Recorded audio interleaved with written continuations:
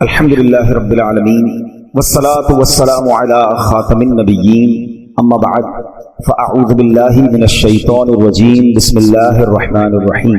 پڑھیے الصلاة والسلام علیک یا رسول اللہ وعلی آلک واصحابک یا حبیب اللہ.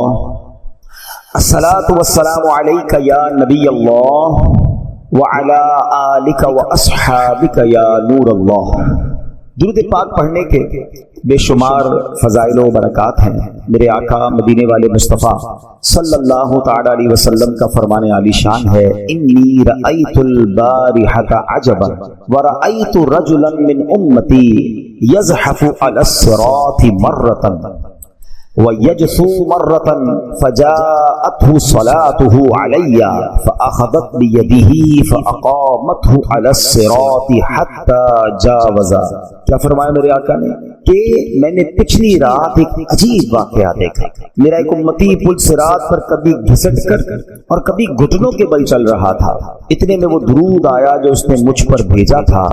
درود پاک نے اس کا ہاتھ پکڑا اور اسے پل صراط پر کھڑا کر دیا، یہاں تک کہ اس نے پل صراط پار کر لیا. سبحان اللہ. مطلب یہ کہ درود پاک اسے پل صراط پار کروا کر جنت میں لے گیا. تو یہ شان ہے درود پاک کی کہ یہ دنیا میں بھی وظیفہ کام آتا ہے اور آخرت میں بھی کام آئے گا، یہ قبر میں بھی کام آئے گا، یہ محشر میں بھی کام آئے گا. تو برائے کرم اپنی زندگی میں درود پاک کو شامل کیجئے، کثرت سے درود پاک پڑھتے رہا کریں. اللہ کریم مجھے اور آپ کو کثرت سے درود پاک پڑھنے کی توفیق عطا فرمائے. کیا خوبصورت نعت کے اشعار ہیں نا.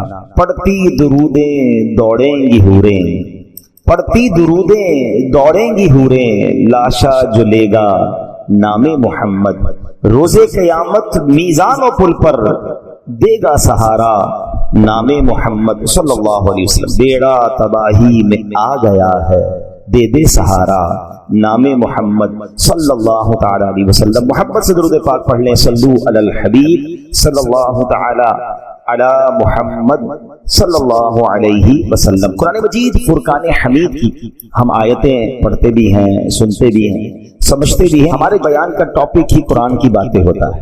آج کون سی آیت ہم نے سننی ہے؟ آج پارہ 26 ہے، سورہ احقاف اور آیت نمبر ہے 20. اللہ کریم قرآن مجید میں ارشاد فرماتا ہے: بسم اللہ الرحمن الرحیم. اذهبتم طیباتکم فی حیاتکم الدنیا واستمتعتم بها فَالْيَوْمَ تُجْزَوْنَ عَذَابَ الْهُونِ بِمَا كُنْتُمْ تَسْتَكْبِرُونَ فِي الْأَرْضِ بِغَيْرِ الْحَقِّ وَبِمَا كُنْتُمْ تَفْسُقُونَ. آسان ترجمہ قرآن کنز العرفان. اللہ قرآن میں فرماتا ہے تم اپنے حصے کی پاک چیزیں اپنی دنیا ہی کی زندگی میں فنا کر چکے اور ان سے فائدہ اٹھا چکے، تو آج تمہیں ذلت کے عذاب کا بدلہ دیا جائے گا، کیونکہ تم زمین میں ناحق تکبر کرتے تھے اور اس لیے کہ تم نافرمانی کرتے تھے. پیارے اسلامی بھائیوں، اس آیت کریمہ میں بات تو غیر مسلموں سے ہو رہی ہے، کیونکہ غیر مسلم روز قیامت جب اللہ کی بارگاہ میں پہنچیں گے، رسوائی ان کا مقدر ہوگی، رحمت سے محروم اور جہنم کے حقدار ہوں گے. ان سے کیا کہا جائے گا؟ اذهبتم طیباتکم فی حیاتکم الدنیا واستمتعتم بها. تم اپنے حصے کی پاک چیزیں اپنی دنیا ہی کی زندگی میں فنا کر چکے، ان سے فائدہ اٹھا چکے ہو. فَالْيَوْمَ تُجْزَوْنَ عَذَابَ الْهُونِ بِمَا كُنْتُمْ تَسْتَكْبِرُونَ فِي الْأَرْضِ بِغَيْرِ الْحَقِّ وَبِمَا كُنْتُمْ تَفْسُقُونَ. تو آج تمہیں ذلت کے عذاب کا بدلہ دیا جائے گا کیونکہ تم زمین میں ناحق تکبر کرتے تھے اور اس لیے کہ تم نافرمانی کرتے تھے. اول تو غیر مسلموں کو روز قیامت ذلت کا عذاب تو ہوگا، مگر اس مقام پر آخرت کے اس عذاب نے گرفتار ہونے کی 3 ریزنز بیان کیا. اب ہم نے یہ دیکھنا ہے، ہم تو ایمان والے ہیں نا، ہم تو مسلمان ہیں، لیکن جس وجہ سے غیر مسلموں کو عذاب دیا جائے گا، کہیں وہ عادتیں ہم میں تو نہیں آ گئی. وہ 3 عادتیں کیا ہیں آپ سنیے. قرآن نے کیا کہا؟ نمبر 1 تکبر، کہ یہ بے ایمان لوگ حق کے مقابلے میں تکبر کرتے تھے. نمبر 2 اللہ پاک کی نافرمانی کی کیونکہ ایمان قبول نہیں کیا۔ نمبر 3 لذتوں میں مشغول ہو کر سب نعمتیں دنیا ہی میں ختم کر لینا، آخرت کے لیے کچھ بھی نہ بچانا۔ یہ 3 چیزیں ان کے عذاب کا باعث بنی، ان کی سزا کا باعث بنی۔ اب ذرا غور کیجیے، اس میں ایک بات جو آج ہم ڈسکس کریں گے کہ دنیاوی لذتوں اور عیش و عشرت کو اختیار کرنے پر غیر مسلموں کی مذمت کی گئی اور انہیں ملامت کی گئی۔ اسی لیے نبی پاک علیہ الصلوۃ والسلام، آپ کے صحابہ کرام علیہ رضوان، امت کے دیگر نیک لوگ دنیا کی عیش و عشرت اور جناب صرف لذتوں اور سے کنارہ کش رہتے تھے اور زہد و قناعت والی زندگی گزارنے کو ترجیح دیتے تھے تاکہ آخرت کا ثواب زیادہ ہو، آخرت میں زیادہ برکتیں ملیں۔ اللہ اکبر۔ حضرت جابر بن عبداللہ رضی اللہ عنہ، یہ صحابی رسول ہیں، ایک مرتبہ آپ راستے سے گزر رہے تھے، ہاتھ میں گوشت تھا۔ فاروق اعظم مسلمانوں کے دوسرے خلیفہ رضی اللہ عنہ نے حضرت جابر کو دیکھا کہ ہاتھ میں گوشت لے کے کہیں جا رہے ہیں، تو پوچھا اے جابر کیا لیے جاتے ہو؟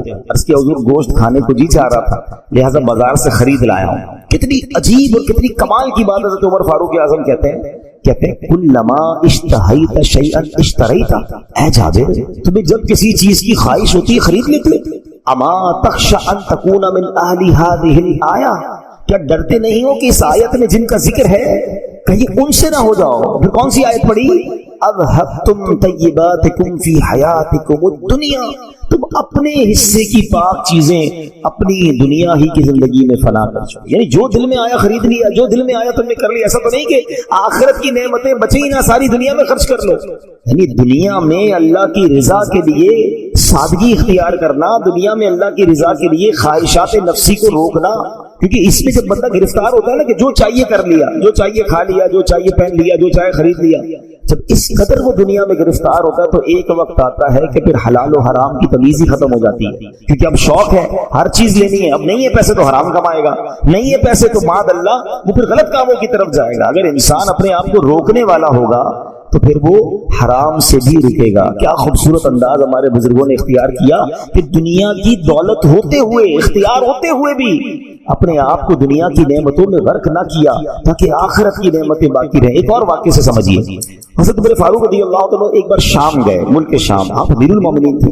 آپ کے لیے بہت لذیذ کھانا تیار کیا گیا، ایسا لذیذ، اتنا جس کو کہتے ہیں لگژری کھانا، آپ نے کبھی دیکھا ہی نہیں تھا ایسا پہلے۔ تو حضرت عمر نے فرمایا ھذا لنا فما لفقراء المسلمین الذین ماتوا وهم لا يشبعون من خبز الشعیر، یہ کھانا ہمارے لیے ہے تو ان محتاج مسلمانوں کے لیے کیا تھا کہ جو اس حال میں فوت ہوئے کہ انہیں جو کی روٹی بھی پیٹ بھر کے نہیں کھائی۔ تو آپ کو حضرت خالد بن ولید نے جواب دیا لہم الجنہ، ان کے لیے جنت ہے، وہ تو کم کھایا، انہوں نے دنیا کو اتنا ان کو نعمت ہی نہیں ملی، صبر کر کے چلے گئے، ان کے لیے جنت ہے۔ یہ سن کر فاروق اعظم کی آنکھوں سے آنسو بہنے لگے۔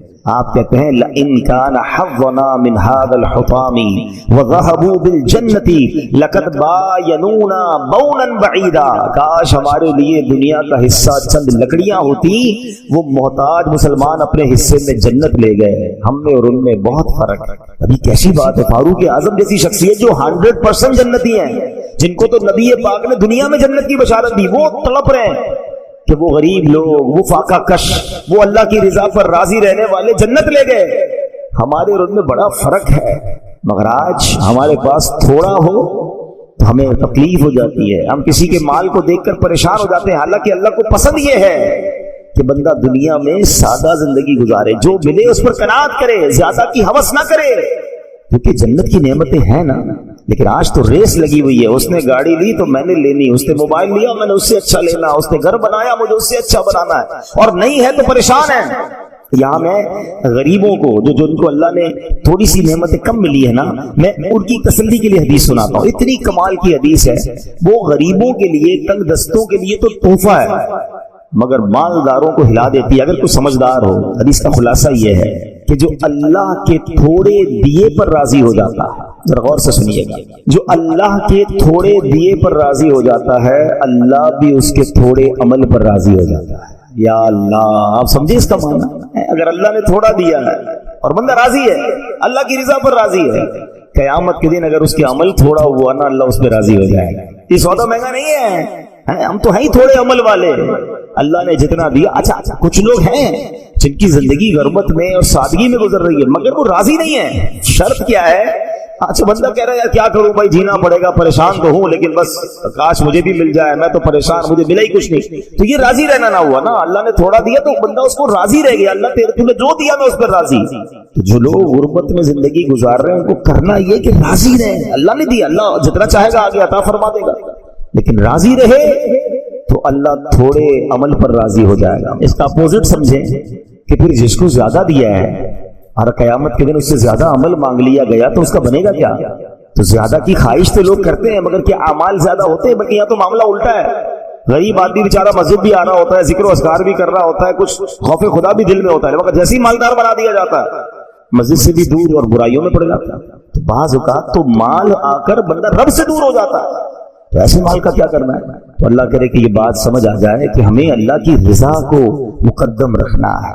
حضرت مولا علی شیر خدا کی غرض بات سنیے گا، کیا گہری بات فرماتے ہیں. آپ سے سوال ہوا دنیا کے متعلق آپ کیا فرماتے ہیں؟ فرمایا حلالها حساب وحرامها عذاب.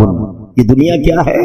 کہتے دنیا کی حرام چیزوں پر عذاب ہے اور حلال نعمتوں کا روز قیامت حساب ہوگا. یعنی دونوں صورتوں میں ہم مشکل میں ہے نا. عذاب تو اللہ معاف کرے، اللہ سے ہم دعا کرتے ہیں ہم میں سے کسی کو بھی عذاب نہ ہو. حرام کمانے والے کو تو عذاب ہوگا، مگر ایسا نہیں کہ حلال آپ کو ملا تو اس کا حساب نہیں ہوگا، حساب اس کا بھی ہوگا. ذرا تصور کریں کہ قیامت کا دن 50,000 سال کا دن ہو، سب اگلے پچھلے حاضر ہوں، میزان عمل رکھ دیا جائے، سورج گرمی برسا رہا ہو، تانبے کی زمین خوب دہک رہی ہو، اور اس حالت میں اگر حساب دینا پڑا حلال چیزوں کا، حرام پر تو عذاب ہے مگر تمہیں حلال مال دیا گیا، تمہیں لباس دیا گیا، گھر دیا گیا، اولاد دی گئی، نعمتیں دی گئی، عزت دی گئی، حساب دو. تو ایسی افراتفری میں کیسے حساب دے سکیں گے؟ اب اس بات کو اس طرح سمجھیے. حضرت حاتم اصم رحمت اللہ تعالی بہت بڑے اللہ کے ولی ہیں. ایک مالدار شخص آپ کے پاس آیا اور آ کر کہا کہ حضور آپ کی دعوت کرنی ہے.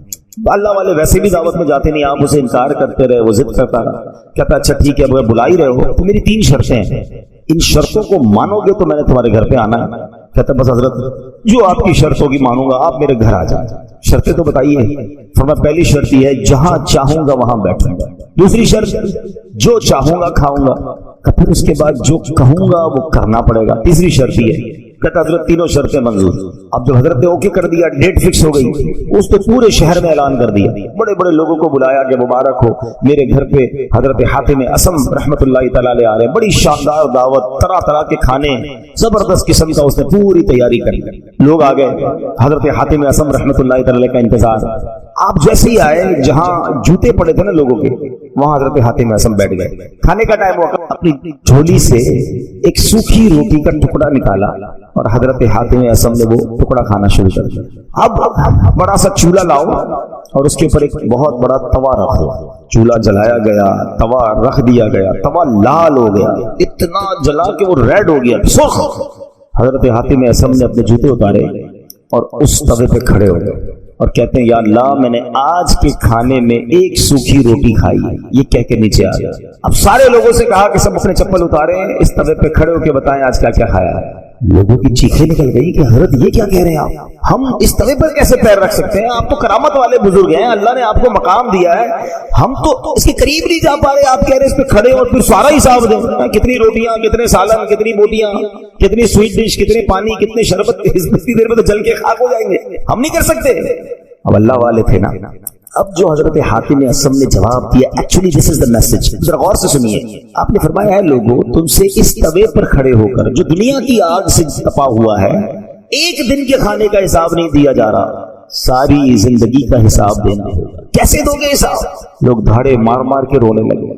لوگ پھر حضرت حاتم اصم نے سمجھایا کہ توبہ کرو، زندگی ایسی گزارو کہ اللہ کی بارگاہ میں شرمندگی نہ ہو. حلال کمانا بڑی بات ہے مگر اس حلال کو حلال جگہ پر خرچ بھی تو کرنا ہے نا. کچھ لوگ بعض اوقات حرام کمانے سے بچ جاتے ہیں، اچھی بات ہے، بالکل حرام نہیں کمانا چاہیے. جھوٹ بول کر، دھوکہ دے کر، رشوت، کسی طرح اگر بچ بچا کے آپ نے حلال کما لیا دیٹس گریٹ. مگر یہ دیکھیے کہ خرچ بھی حلال کر رہے کہ نہیں. کمایا حلال میں خرچ حرام میں ہو رہا ہے. ناچ گانے، ڈھول تماشے، گھر میں شادی ہوئی تو فنکشنز ہیں، بچوں کی خوشی کے لیے کر رہا ہوں، ذرا آپ کیا کریں، کرنا پڑتا ہے. ہمارے آئے دن شادیوں میں ہم سنتے ہیں کہ فلاں کو بلایا کروڑ روپے دے دیے، فلاں ناچنے والے کو بلایا 1.5 کروڑ روپے کا فنکشن کروایا. اس ایک ایک روپے کا حساب حضرت حاتم اصم کہہ رہے ہیں اس توے پہ کھڑے ہو کے آج کے دن کا کھانے کا حساب دو. لوگ کہتے ہیں نہیں کھڑے ہو سکتے، تو بتائیں نا قیامت کے دن کھڑے ہو کر اس پوری زندگی کا حساب، یہ تمام گناہوں کا حساب، ان تمام عیاشیوں کا حساب کیسے بنے گا؟ نہ کریں ایسا. ایک ایک نعمت کا سوال ہوگا، ایک ایک نعمت کے بارے میں کوشچن ہوگا. اور یہ میں نہیں کہہ رہا، قرآن کہتا ہے ثم لتسألن یومئذ عن النعیم، پھر بے شک ضرور اس دن تم سے نعمتوں کے متعلق پوچھا جائے گا. غور کیجیے، کیا ہمارے پاس جواب ہے کہ اللہ نے ہمیں مال دیا، گھر دیا، عزت دی، دولت دی، شہرت دی، اولاد دی، فیملی دی؟ کیا اس کا جواب دے سکیں گے؟ ہم پراپر استعمال کر رہے ہیں. آپ اپنی باڈی کو دیکھ لینا، آنکھیں دی، آنکھوں سے کیا ہو رہا ہے؟ اللہ نے اس لیے دی کہ نافرمانی کی جائے. ہاتھ دیے، ہاتھوں سے لوگوں کی مدد ہو رہی ہے، ہاتھوں سے اچھے کام ہو رہے ہیں، ہاتھوں سے زیادتیاں ہو رہی ہیں. پیر دیے، پیر سے اللہ کے گھر کی طرف چلتے ہیں، اسی پیروں سے غلط کاموں کی طرف جا رہے ہیں. غور کریں، ثم لتسألن یومئذ عن النعیم، ایک ایک نعمت کے بارے میں سوال ہوگا. کاش ہم نعمتوں کو صحیح استعمال کرنے والے بن جائیں. اے میرے پیارے اسلامی بھائیوں، آپ نے سنا کہ غیر مسلموں کو یہ کہا جائے گا کہ تم نے دنیا میں نعمتیں یوز کر لی، آخرت کے لیے کچھ بچا کر نہیں رکھا.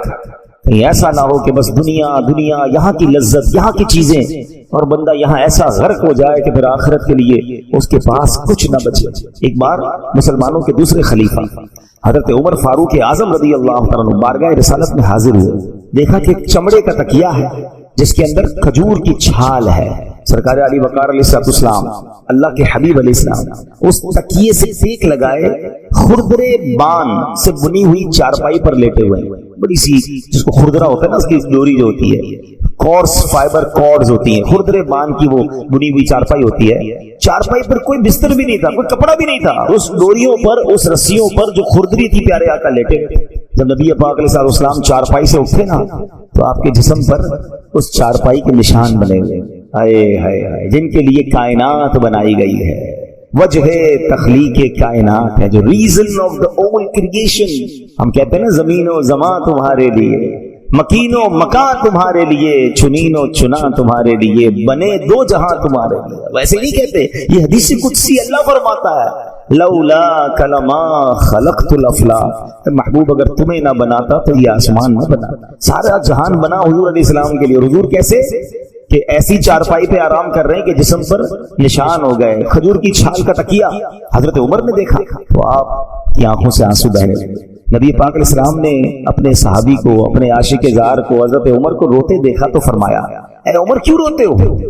عرض کیا یا رسول اللہ صلی اللہ علیہ وسلم، خدا کی قسم میں جانتا ہوں کہ آپ اللہ پاک کے رسول ہیں، اللہ عز و جل کی بارگاہ میں آپ کا اونچا مقام ہے.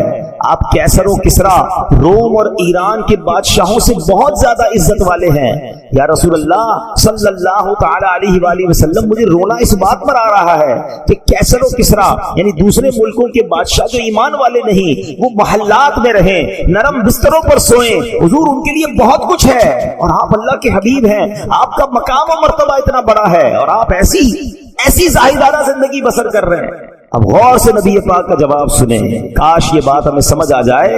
نبی پاک فرماتے عمر کیا تم اس بات پر راضی نہیں کہ ان غیر مسلموں کے لیے دنیا ہے اور ہمارے لیے آخرت ہے؟ یہ بات سمجھنی ہوگی. یہ دنیا ہمارا ٹھکانہ نہیں، ادھر مل جائے یہ بھی مل جائے وہ بھی مل جائے، یار ویسا گھر میرا کیوں نہیں، ایسا بستر میرا کیوں نہیں، ایسی گاڑی میری کیوں نہیں، ایسی لگژری لائف میری کیوں نہیں. اسی چکر میں مر گئے ہم. یہ دنیا ہمارے لیے نہیں ہے، ہمارے لیے آخرت ہے، اور ادھر کی نعمتیں. اللہ اکبر. حدیث کے الفاظ ہیں جنت کی وہ نعمتیں، حدیث کا خلاصہ ہے، کسی آنکھ نے دیکھا ہی نہیں، کسی کان نے سنا نہیں، اور کسی کا اس کے دل پر گمان بھی نہیں گزرا، یعنی امیجنیشن بھی نہیں ہو سکتی. جنت ایسی ہے، اللہ نے ایسی تیار کر رکھی ہے. مگر کس کو فکر ہے جنت کی؟ ہمیں تو ابھی چاہیے نا، کیونکہ جنت تو بعد میں ملے گی. ہم اصل میں ایکچولی نفسیاتی پرابلم ہمارا یہ ہے کہ نیکی پر جو اجر ہے وہ بعد میں ملے گا، گناہ کی لذت ابھی مل جاتی ہے. بندہ کہتا ہے ادھر اٹھاؤ نا لذت، بھائی وہ تو پتہ نہیں ملے گی. معاذ اللہ، ایمان ہی نہیں ہے نا، وہ بھروسہ نہیں ہے.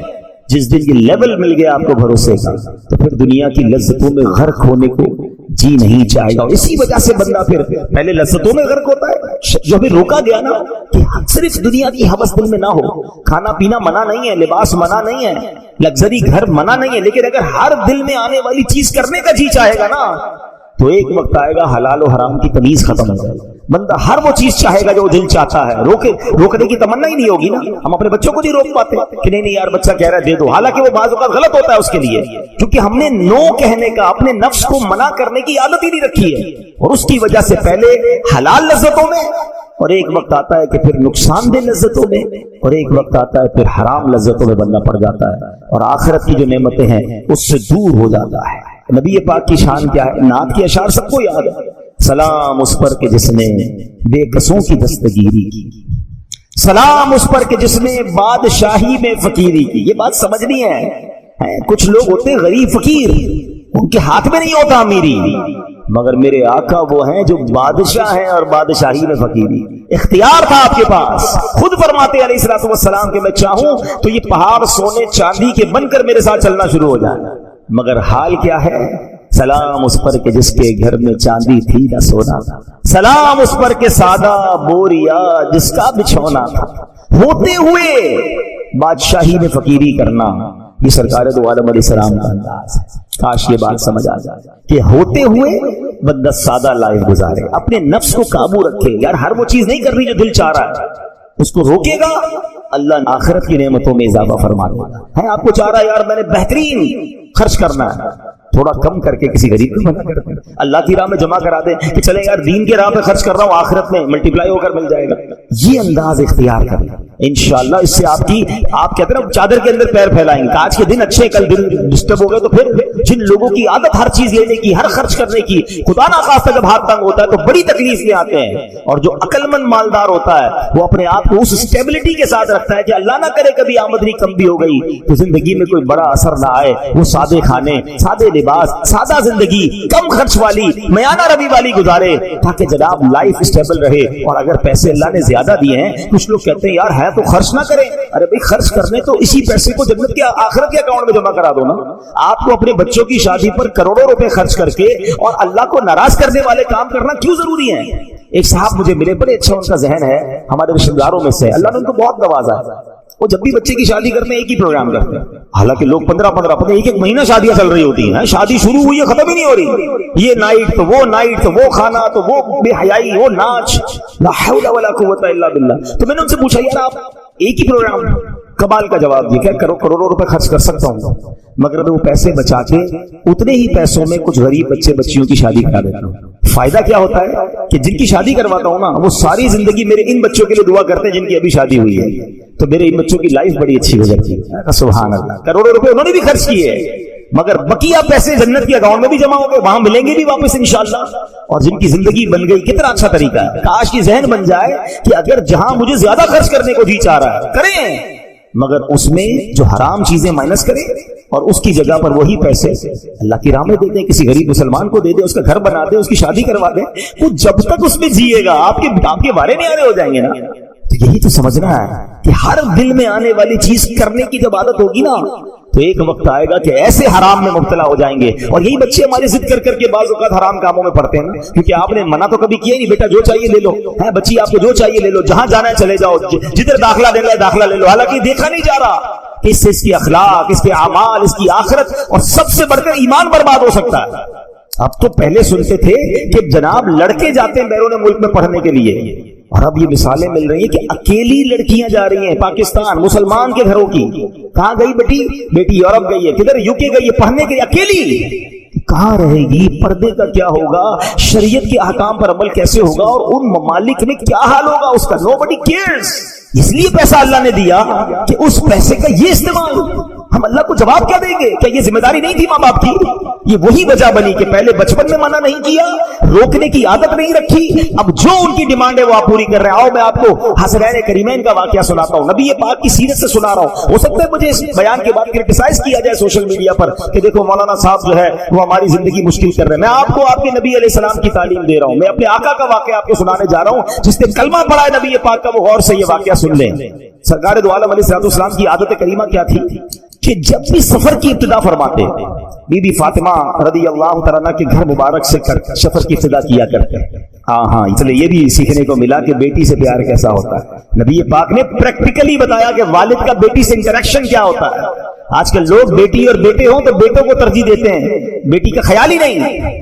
بیٹی کو پیار دیں، عزت دیں. نبی پاک جب بھی سفر پر جاتے بی بی فاطمہ کے گھر آتے پہلے، پھر وہاں سے سفر شروع فرماتے، اور سفر سے واپسی پر بھی سبحان اللہ سب سے پہلے خاتون جنت کے گھر تشریف لے جاتے. کیا انداز ہے نبی پاک علیہ السلام. ایک مرتبہ پیارے آقا علیہ السلام سفر سے واپس آئے تو حضرت فاطمہ تو زہرا رضی اللہ تعالیٰ عنہ کے گھر پہنچے. دیکھا کہ دروازے پر نقش و نگار والا پردہ لگا ہوا ہے اور حسنین کریمین کے ہاتھ میں چاندی کی کوئی بنی ہوئی چیز ہے. اچھا یہ دونوں چیزیں ناجائز نہیں ہیں. اپنے گھر کے باہر اگر کوئی اچھا والا پردہ لگا لے اور بچے اگر کوئی چاندی کی چیز انہیں دے دی جائے، لیکن نبی پاک کا انداز، پیارے آقا کو پسند کیا. اللہ اکبر. پیارے آقا نے یہ دیکھا کہ ملے بغیر ہی واپس تشریف لے گئے، بی بی فاطمہ سے ملاقات ہی نہیں کی. اب وہ بھی نبی پاک کی شہزادی ہے نا رضی اللہ تعالیٰ عنہ، مزاج جانتی تھی، فوراً پردہ اتارا، حسنین کریمین کے ہاتھ سے وہ چاندی کی چیز لی اور سرکار دو عالم علیہ السلام کے پاس بھیج دی. اچھا والدہ تو سمجھ گئی، بچے تو بچے ہوتے نا، وہ روتے ہوئے نبی پاک کے پاس آ گئے حسنین کریمین، اور نبی پاک سے وہ چاندی والی چیز واپس لینا چاہیے. تو سرکار دو عالم علیہ السلام نے ایک صحابی کو وہ چاندی عطا فرمائی، حکم فرمایا اسے بیچ دو اور اس کے بدلے فاطمہ کے لیے لکڑی کا بنا ہوا ہار لے آؤ. بے شک یہ میرے اہل بیت ہیں، یہ مجھے پسند نہیں کہ یہ اپنی نعمتیں دنیا ہی میں استعمال کریں. اللہ اکبر.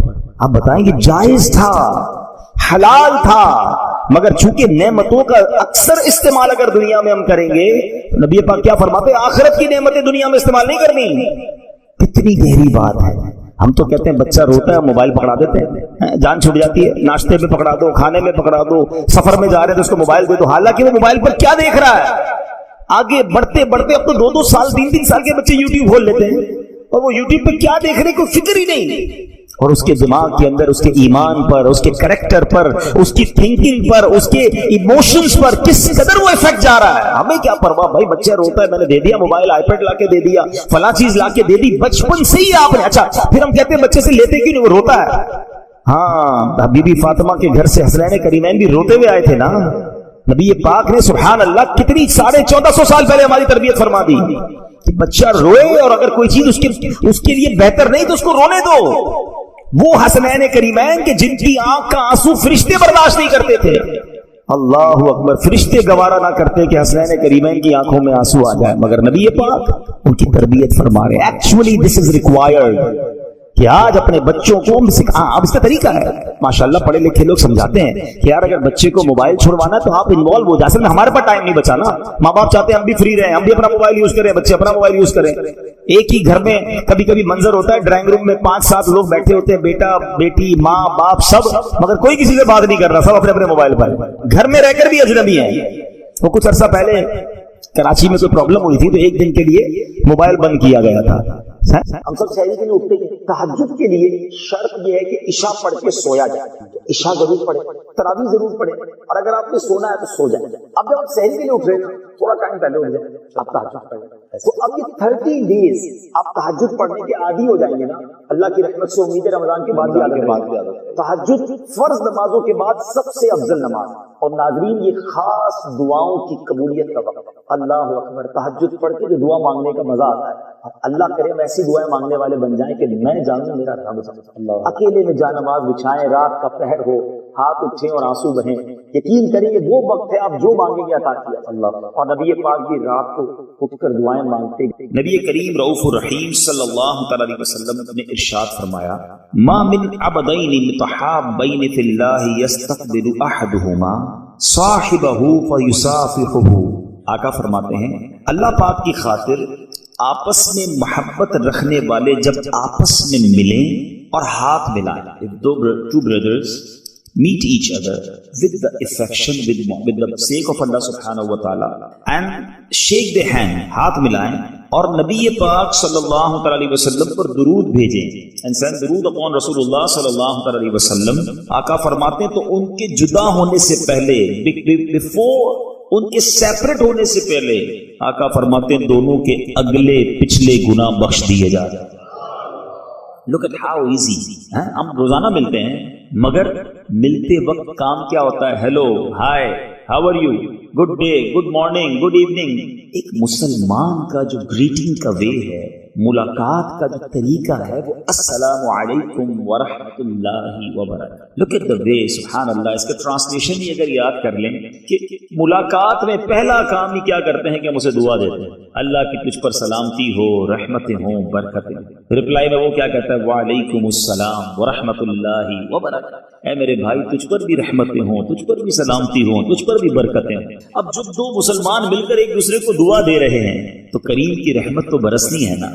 اچھا اب امتی ہیں، آقا کے غلام ہیں، تو ملتے وقت ہاتھ ملائیں، درود پاک پڑھیں پیارے آقا پر. الصلاۃ والسلام علیک یا رسول اللہ. Such a small صیغہ، such a small درود پاک we can recite within few seconds. صلی اللہ تعالی علی محمد صلی اللہ علیہ وسلم. بہت مختصر درود پاک. تو اگر اس کو عادت بنا لیں کہ جب بھی ملاقات کریں درود پاک پڑھیں، دونوں کے جدا ہونے سے پہلے، before separation، اللہ تبارک و تعالی اگلے اور پچھلے گناہ معاف فرما دے گا. انشاءاللہ درود پاک کی کثرت کریں گے. ایک بار محبت کے ساتھ درود پاک پڑھ لیجئے. صلو علی الحبیب صلی اللہ تعالی علی محمد صلی اللہ علیہ وسلم. My dear Islamic brothers, tonight is the night of Bara'ah, the night of attaining salvation, the night of goodness, the night of mercy, the night in which du'as are answered, the night of forgiveness, the night in which sustenance is distributed, the night in which the names of Hajis are written, the night in which salvation is achieved from hell, and the night in which good fortune or misfortune is written. آج لکھا جانا ہے کس نے حج پر جانا، کس کو کتنا رزق ملنا، کس کو آج اس سال جس نے دنیا سے جانا ہے اس کے لیے بھی لکھا جانا ہے. Tonight is the night in which the names of those who will die until the next night of Barat are handed over to Malakul Maut, Sayyiduna Israel ala nabiyina wa alayhi salatu wassalam. It means such a sensitive night, نازک رات، فیصلوں کی رات. We don't know کہ اگلی شب برات ہمیں ملنی ہے کہ نہیں. There are so many brothers، ہمارے بہت سارے ایسے دوست، بہت سارے ایسے رشتہ دار تھے جو ہمارے ساتھ تھے، پچھلے سال ہمارے ساتھ شب برات منائی ہے، مگر آج وہ ہمارے درمیان نہیں ہے. They are in the grave، وہ اپنی قبروں میں ہیں. But we don't know next year when Shab Barat اجتماع taking place، ہم ہوں گے کہ نہیں، کہاں ہوں گے. ہمارے جو اینسسٹر، ہمارے اولیاء کرام، ہمارے بزرگ جو ہے نا، وہ اس رات کو کتنا امپورٹنٹ سمجھتے تھے. سب سے پہلے بات کرتے ہیں مصطفیٰ جان رحمت شمع بزم ہدایت رسول پاک صلی اللہ تعالی علیہ وسلم. ذرا ٹرائی ٹو انڈرسٹینڈ ان کا کیلیبر، ان کا مقام کیا ہے. ان کے صدقے میری اور آپ کی ہم سب کی بخشش ہونی ہے نا. مگر بی بی عائشہ صدیقہ رضی اللہ تعالی عنہا فرماتی ہیں کہ میں نے دیکھا کہ رسول اللہ صلی اللہ علیہ وسلم رمضان کے بعد سب سے زیادہ روزے نفلی فاسٹ شعبان میں رکھتے. انہوں نے کیا پوچھا رسول پاک صلی اللہ علیہ وسلم؟ شی آسکڈ یا رسول اللہ صلی اللہ علیہ وسلم آپ اتنے سارے روزے شعبان میں کیوں رکھتے ہیں؟ آقا فرماتے ہیں جس کا مضمون ہے کہ اس مہینے میں ایک رات ہے جس میں بندوں کے اعمال نامے رب کی بارگاہ میں پیش کیے جاتے ہیں. اس میں اللہ تعالی ہر مرنے والی جان کو لکھ دیتا ہے. میں چاہتا ہوں کہ جب میرے بارے میں یہ فیصلہ ہو یا میرے نامہ اعمال رب کی بارگاہ میں جائیں تو میں روزے سنوں. They all are prepared for that night, for this moment. غنیت الطالبین is a beautiful book of Sayyidi Sheikh Abdul Qadir Jilani, Sayyidi غوث اعظم رضی اللہ تعالی عنہ. this book آپ لکھتے ہیں کہ بہت سے کفن دھل کر تیار ہوتے ہیں، شراؤڈ ریڈی، مگر اس کفن کو پہننے والے بازاروں میں گھوم رہے ہوتے ہیں. بہت سی قبریں خود کر ریڈی ہوتی ہیں، ڈگ ہو کر ریڈی ہوتی ہیں. آپ کبھی قبرستان جائیں، ویسے آج جانا چاہیے، تو کبھی ہم قبرستان جاتے ہیں. مجھے آپ کے یہاں کا تو نہیں پتا، ورنہ ہمارے پاکستان میں تو قبریں کچھ ریڈی رکھتے ہیں. جو گورکن ہوتے ہیں، caretaker of graveyard, they make ready grave for 2-3-4 graves ready رکھتے ہیں کہ کبھی بھی کسی کا انتقال ہو تو قبر ریڈی. تھوڑا سا سمجھیے گا بات کو، ہے بڑی ٹرکی لیکن بڑی دل کو چھو جائے گی کہ آج آپ اگر قبرستان میں جائیں اور جس کی قبر کھدی ہوئی ہے، ریڈی ہے قبر، وہ بندہ اس وقت زندہ ہے، کیونکہ مرتا ہے تو قبر اس کو مل جاتی ہے نا. تو آج قبرستان میں اگر 3-4-6-10 قبریں کھدی ہوئی ہیں نا، وہ بندہ اس وقت دنیا میں زندہ ہے. ہو سکتا ہے کوئی شراؤڈ کی شاپ ہو، کفن کی دکان ہو جہاں کفن استری ہو رہا ہو، دھل رہا ہو، پیک ہو رہا ہو، لیکن جس کے لیے کفن پیک ہو رہا ہے نا، right away he is alive, وہ زندہ ہے دنیا میں. اگر اس کو نہیں پتا کہ میرا کفن پیک ہو رہا ہے، میری قبر خود رہی ہے. غوث اعظم یہی سمجھا رہے ہیں کہ بہت سی قبریں خود کر تیار ہوتی ہیں، مگر ان قبروں میں جانے والے اپنی زندگی میں مست اپنے گھروں کی تعمیر میں لگے ہوئے ہیں. ان کو یہ نہیں پتا کہ گھر ملے گا یا قبر ملے گی. Tonight is the remembrance. آج کی رات یاد کرنے کی رات ہے اپنی آخرت اور اپنی قبر کو. ہمارے آقا علیہ الصلوۃ والسلام آج ہی کی تو رات تھی نا، جنت البقیع تشریف لے گئے اور شب برات قبرستان جانا سنت ہے. انشاءاللہ ہم بھی آج کے اجتماع کے بعد نیت ہے کہ قبرستان حاضری دیں گے. لیکن قبرستان کیوں جانا چاہیے؟ وہاں جا کر بھی لوگ انجوائے کر رہے ہوتے ہیں. کبھی کسی کی تدفین میں، فیونرل میں جانے کا موقع بھی ملے تو ادھر بھی یار دوست جو ہے فون پہ لگے ہوئے ہوتے ہیں، مستی مذاق کر رہے ہوتے ہیں، ادھر بھی سوشل میڈیا چل رہا ہوتا ہے. اللہ کے بندوں، ان قبروں کو دیکھ کر تو یاد کر لو کہ آج یہ گیا ہے، کل میں نے جانا ہے. اچھا، جیسے آپ کے یہاں پوش ایریاز ہوتے ہیں، نارمل ایریاز ہوتے ہیں، بولٹن میں بھی ہوگا کہ کسی کا اگر فلاں سوسائٹی میں گھر ہے نا تو ہم ریئلائز کر لیتے کہ is very rich man because he have house in this society, اور اس کے اندر گھر بھی بڑا لگژری ہوگا بیکاز ویری ایکسپینسو ہاؤس. اور کسی نارمل ایریا میں گھر ہوتا تو ہم کہتے ہیں یار تھوڑا سا نارمل لوگ، غریب لوگ رہتے ہیں، چھوٹے سے گھر ہے تو نارمل لائف گزارتا ہے. ہم گھر دیکھ کر انڈرسٹینڈ کر جاتے ہیں کہ رہنے والا کیسا ہوگا، اس کا لائف اسٹائل کیسا ہوگا.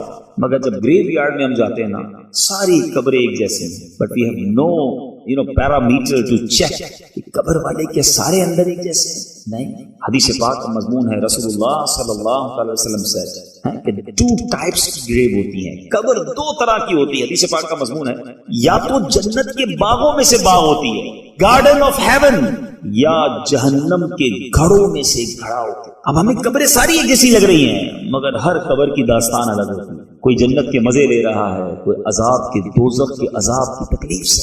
Why we are not thinking about it؟ ہم کیوں نہیں سوچتے؟ ہم سب کی فکر ہے کہ اگر پاک UK میں رہتے ہیں، میرا کوئی بھائی یہاں کشمیر کا ہوگا، یا کشمیر میں کوٹھی بن جائے، ایک بنی ہے تو 2 بن جائیں. تو بنگلہ دیش کا بیٹھا ہے وہ بنگلہ دیش میں گھر بنانے کی فکر کر رہا ہوگا، انڈین بیٹھا ہے وہ انڈیا میں گھر بنا رہا ہو، ادھر بھی بناتے ہیں ادھر بھی بناتے ہیں. لیکن کبھی سوچا کہ قبر بھی تو بنائیں، قبر بھی تو روشن کریں، اس کے لیے کب ٹائم نکالیں گے؟ پلیز، یہ آج کی رات آخرت کو یاد کرنے والی رات ہے، توبہ کی رات ہے. کیا جوان لوگ نہیں مرتے ہیں؟ آج دنیا میں کیا ہوتا ہے؟ ہمیں نارملی، آپ تو ویسی ٹیکنالوجی والی کنٹری میں ہیں اور بڑا ماڈرنائز اور سسٹمائز سسٹم ہے آپ کے یہاں کہ آپ کا موبائل کا اگر ڈیٹا کم ہونے لگے، آپ کا انٹرنیٹ ڈیٹا ختم ہونے لگے، یا گھر کی کوئی یوٹیلیٹی آپ کی آخری لمٹ پر پہنچتی ہے تو آپ کو ایک الرٹ میسج آ جاتا ہے، You used your 70% data or 80% data, please top up. اپنا اکاؤنٹ دوبارہ جناب بیلنس ڈلوا دیجئے تاکہ آپ کی سروس کنٹینیو رہے. ایسا ہوتا ہے، لیکن ہماری لائف میں ہمیں کوئی ایسا میسج نہیں آتا کہ you only have 1 week left. Be repentance. توبہ کر لو، تیاری کر لو، سجدے کر لو، اللہ کو راضی کر لو. You only 7 days left. پھر اگلے دن میسج نہیں آتا now only 6 days left. نہیں، صبح بندہ گھر سے نکلتا ہے، کہہ کے بھی جاتا ہے کہ کپڑے استری کر کے رکھنا، آج یہ والا کھانا کھانے کا دل چاہ رہا ہے، ڈنر میں یہ پکا کے رکھنا. کھانا ریڈی ہوتا ہے، جنازہ سامنے آ جاتا ہے، بندہ نہیں آتا. کیسا نہیں ہوتا؟ کیا آپ نے ایسی سٹوریز نہیں سنی کہ یار صبح ہمارے ساتھ تھا، شام چلا گیا، دن ہمارے ساتھ تھا، رات قبر میں پہنچ گیا. لیکن ہم یہ ریئلائز کیوں نہیں کرتے کہ آج وہ قبر میں گیا، کل میں نے قبر میں جانا. کسی کو، یعنی ہمارا عجیب معاملہ ہے. ہم روز جنازے دیکھتے ہیں، ہم روز اناؤنسمنٹ، اسی مسجد سے کئی بار اناؤنس ہوا ہوگا کہ فلاں حاجی صاحب کا انتقال ہو گیا، فلاں بھائی کا انتقال ہو گیا. یہ اناؤنسمنٹ مجھے اور آپ کو کیوں نہیں ڈراتا کہ کل میرا نام ہوگا اور اناؤنسمنٹ ہوگا کہ فلاں کا انتقال. کاش ہم یہ خیال کرنے والے بنے. میں آج جس موضوع پر کچھ مدنی پھول پیش کرنا چاہتا ہوں، آج ہم اپنی قبر، اپنی آخرت، اپنی موت، اپنے ہیر آفٹر کے بارے میں کچھ سوچتے ہیں. حضرت سیدنا یزید رقاشی رحمت اللہ تعالی علیہ فرماتے ہیں، بنی اسرائیل میں ایک انتہائی پراؤڈی مغرور شخص تھا. اپنے گھر میں کسی فرد کے ساتھ تنہائی میں تھا کہ اس نے دیکھا کہ اس کے ڈور سے کوئی بندہ انٹر ہوا. گھبرا کر، اینگری ہو کر وہ آسک کوسچن کرتا کہ تم کیسے اندر آ گئے؟ Without any permission, how you entered my house, کیسے بغیر اجازت میرے گھر میں آئے؟ تو آنے والے نے جواب دیا کہ میں گھر کے مالک کی اجازت سے داخل ہوا ہوں. I enter with the permission of the owner of house. میں وہ ہوں جسے اندر آنے سے کوئی چوکیدار، کوئی پہرے دار، کوئی سیکیورٹی گارڈ نہیں روک سکتا. مجھے نہ کسی بادشاہ کی اجازت درکار ہے، نہ کسی کا روب و دبدبا مجھے خوف زدہ کر سکتا ہے. مجھ سے کوئی ضدی اور مغرور شخص پیچھا نہیں چھڑا سکتا، نہ کوئی سرکش بچ سکتا. یہ سن کر اب جو مغرور آدمی تھا وہ شیورنگ، کانپنے لگا، ندامت فیل ہوئی، شیم فیل ہوئی، یہاں تک کہ وہ اوندھے منہ گر گیا اور پھر بھیک مانگنے کے انداز میں کہنے لگا کہ اٹ مینز یو آر ملک الموت، یو آر سیدنا اسرائیل نبینا علیہ الصلوۃ والسلام. اب جو شخص اندر داخل ہوا تھا انہوں نے جواب دیا کہ یس آئی ایم ملک الموت، میں ملک الموت ہوں۔ اب وہ جو پراؤڈی شخص تھا جس کو بڑا روب اور دبدبا تھا، وہ بڑی لجاجت کے ساتھ ریکویسٹنگ وے میں عرض کرتا ہے کیا مجھے کچھ مہلت دے سکتے ہیں؟ Give me something, it's possible۔ حضرت ملک الموت علیہ السلام نے کہا ہرگز نہیں، your time is finished now، تیری مدت ختم ہو گئی ہے، سانسوں کی گنتی پوری ہو گئی، counting of your breaths are finished، وقت پورا ہو چکا ہے، there is no way left، کوئی راستہ نہیں بچا۔ اب وہ پراؤڈی شخص پوچھتا مجھے کدھر لے جائیں گے یہ تو بتائیے، آپ میری روح قبض کرنے آئے ہیں، آفٹر میری سول کو اب کہاں لے جائیں گے؟ تو اب سنیے ملک الموت نے کیا آنسر دیا۔ کہتے تیرے عمل، تیرے اس عمل کی طرف جو تو نے آگے بھیجا ہے، اس گھر کی طرف جو تو نے تیار کیا ہے، جو گھر دنیا میں رہ کر پریپیئر کیا ہے نا، ادھر لے جاؤں گا۔ اس نے کہا میں نے تو کوئی نیک عمل آگے نہیں بھیجا، میں نے تو کوئی گھر تیار نہیں کیا۔ حضرت ملک الموت نے کہا پھر جہنم کی وادی کی طرف لے جاؤں گا جو کہ گوشت کو بھون کر رکھ دیتی ہے۔ پھر آپ نے اس مغرور شخص کی روح قبض کر لی اور وہ اپنے اہل خانہ کے درمیان گر پڑا اور سب نے رونا دھونا شروع کر دیا۔ اے میرے میٹھے اسلام، ٹرائی ٹو انڈرسٹینڈ، جب وقت آ جائے گا نا، اس وقت بندہ ایک منٹ کی ریکویسٹ بھی کرے گا تو وہ نہیں مانی جائے گی۔ بلکہ اب تو سوشل میڈیا نے ہماری مشکل ایک طرح سے آسان کر دی ہے۔ اب تو کئی ایسے کلپس آ گئے مارکیٹ میں کہ چلتے چلتے بندہ گرا اور اس کا انتقال ہو گیا، آپ نے بھی دیکھے ہوں گے۔ اسپورٹس کھیلتے کھیلتے لوگ مر گئے، کھڑے ہیں باتیں کر رہے ہیں، ہاتھ میں گلاس ہے پانی کا اور پانی پی بھی نہ سکے اور روح چلی گئی۔ یعنی it means what, look at the distance between life and death. Even 1 second پہلے اس کو نہیں پتا ہوتا کہ اگلا سیکنڈ میں دنیا سے جانے والا ہوں۔ آپ اس اتنے سارے بلب لگے ہوئے ہیں، بیوٹیفل لائٹس آ دیا، مگر ایک سوئچ آف کریں سب ڈارک ہو جائے گا۔ It means all lights are depend on only one small switch. بند کرو، ختم، اندھیرا۔ زندگی اور موت میں یہی فرق ہے، ایک سوئچ آف ہونے کی دیر ہے۔ ہم دنیا ساری ادھر ہی رہے گی۔ بعض لوگ سمجھتے ہیں very important for the world, میری وجہ سے بزنس چل رہا ہے، میری وجہ سے فیملی ہے، میری وجہ سے دوست ہیں، میری وجہ سے گیدرنگ ہے۔ جتنے بھی یہ سمجھنے والے تھے نا وہ سب چلے گئے، دنیا چلتی رہی، فیملی نے بھی قبول کر ہی لیا، بچے تھوڑے دن روئے پھر بچے بھی اپنی لائف میں لگ گئے، کسی کے جانے سے دنیا رکی نہیں۔ میں بھی چلا جاؤں گا، آپ بھی چلے جائیں، دنیا کو اثر نہیں پڑنا، اثر مجھے پڑنا ہے، کیونکہ مجھے قبر میں جانا ہے اور اپنی کرنی کا پھل بھگتنا ہے۔ Whatever I send there, جو میں نے بھیجا ہے نا وہ مجھے ملے گا وہاں پر، لیکن بھیجا کیا ہے؟ اے میرے میٹھے اسلامی بھائیو، ذرا سوچئے، اللہ تبارک و تعالیٰ قرآن مجید فرقان حمید میں، قرآن میں موت کی سختی کے بارے میں، انسان کہتا ہے، کچھ لوگ ایسے بھی ہوتے ہیں یار یہ موت کی بات نہ کیا، موت کا تذکرہ نہ کیا کرو، ڈیتھ کی بات کیوں کرتے ہو یار، انجوائے کی بات کرو، دوست زندگی کی بات کرو۔ میں ان سے پوچھتا ہوں چلے ٹھیک ہے، اگر آج کے بعد دعوت اسلامی والوں کو آپ یہ کہتے ہو یار یہ موت کی بات کرتے ہیں، ہم موت کی بات نہیں کریں گے، کیا آپ مرنے سے بچ جاؤ؟ ہم ذکر چھوڑ دیتے ہیں، کیا آپ اس ڈیتھ سے بچ پاؤ گے؟ ایک ریئلٹی ہے جو ہونی ہے، اور سمجھیے بات کو۔ دنیا میں بہت سارے ٹریول ہیں جو آپ پلان کرتے ہیں۔ If you want to go Pakistan or America or anywhere else, you make your flight dates, you arrange your flight dates, you arrange your travel documents, you arrange your vacations. آپ طے کرتے ہیں کہ مثال کے طور پہ مئی کی 10 تاریخ کو فلائٹ لینی ہے، 20 تاریخ کو واپس آنا ہے، ارینجمنٹ اسی طرح کرتے ہیں۔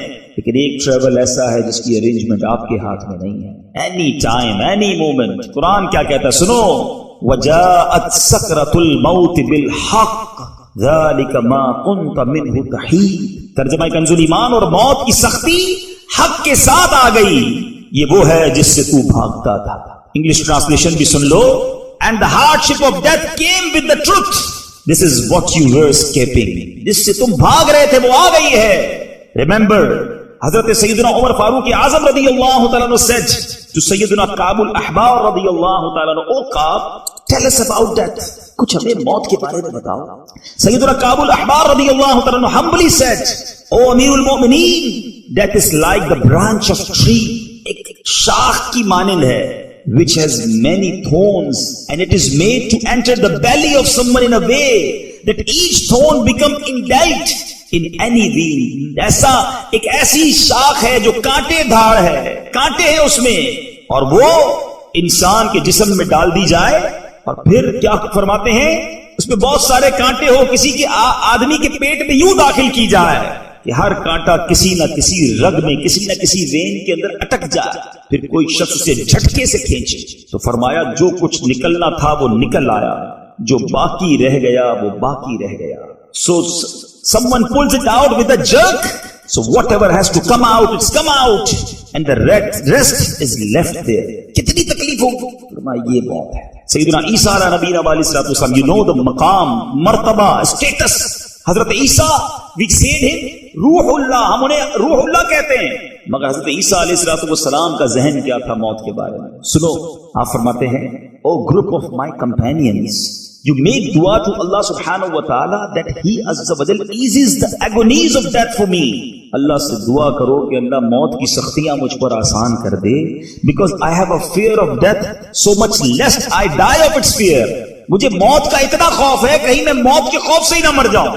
یہ حضرت عیسیٰ علیہ السلام اللہ کے نبی، وہ تو بخشے بخشائے نا، وہ ڈرے اور ہمیں فکر ہی نہ ہو، ہمیں احساس ہی نہ ہو، ہم گناہوں بھری لائف گزار رہے ہوں، ہمارے شیڈیول بنے ہوئے ہیں، اتنے پیک شیڈیول ہیں لوگوں کے کہ کسی کو کہو یار نماز تو پڑھ لو، کہتا ہے یار بڑی بیزی لائف ہے، نماز کا ٹائم نہیں ملتا۔ ارے حضرت کچھ تلاوت تو کر لیں، کہتے یار اتنی ٹف لائف ہے، تلاوت کا وقت ہی نہیں نکلتا۔ ارے بھائی کچھ دیر مسجد میں آ جائیں، I'm very busy, I have no time to come in masjid. I have a question for all those busy personalities. How you go in your grave? You have time to go. مرنے کا وقت ہے کہ نہیں؟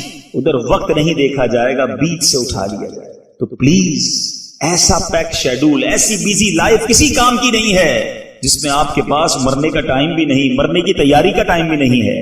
آئیے موت کے messenger کیا، ہم میں سے بہت ساروں کے پاس وہ میسنجر آ گئے ہیں۔ حضرت یعقوب علیہ نبینا علیہ السلام اللہ کے نبی ہے نا، he asked سیدنا اسرائیل ملک الموت علیہ السلام، او ملک الموت، because he was a friend of ملک الموت، کہ جب میری روح قبض کرنے کے لیے when you come to take my soul، اس سے پہلے میرے پاس اپنے میسنجر بھیج دینا، قاصد بھیج دینا۔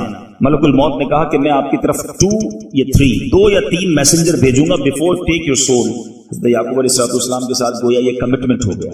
پھر ملک الموت علیہ السلام روح قبض کرنے آ گئے، سول کلیکٹ کرنے کے لیے آ گئے۔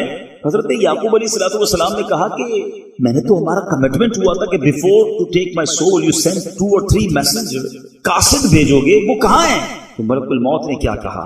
آپ نے فرمایا کالے بالوں کے بعد سفید بال، white hair after black hairs، جسمانی طاقت کے بعد کمزوری، your power become weak۔ فرمایا یہ جسمانی طاقت تھی جو کمزوری میں بدلی، اور سیدھی کمر تھی وہ جھکنا شروع ہو گئی۔ کہا یہ تینوں میرے قاصد ہی تھے، یہ میسنجر آف ڈیتھ تھے۔ پھر ملک الموت علیہ السلام نے کہا حضور یہی تو میرے 3 میسنجر تھے، میرے وہ بھائی جن کے سفید بال آ گئے، میں کلر کر لوں آپ کلر کر لیں، کوئی نہ کوئی طریقے سے اپنے سفید بال چھپا لیں، دنیا کو نہ پتا چلے۔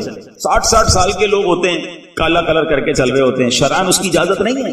چلیے یہ الگ بحث ہے، مگر میں سمجھانا یہ چاہ رہا ہوں کہ ہم دنیا کو تو بتا دیں گے کہ میں جوان ہوں، مگر یہ موت کا قاصد آ گیا۔ علماء کہتے ہیں یہ آنکھوں کی بینائی جو کمزور ہوتی ہے نا، ہماری آنکھیں جیسی پہلے دیکھتی تھی اب کم دیکھنے لگی، یہ موت کا میسنجر ہے۔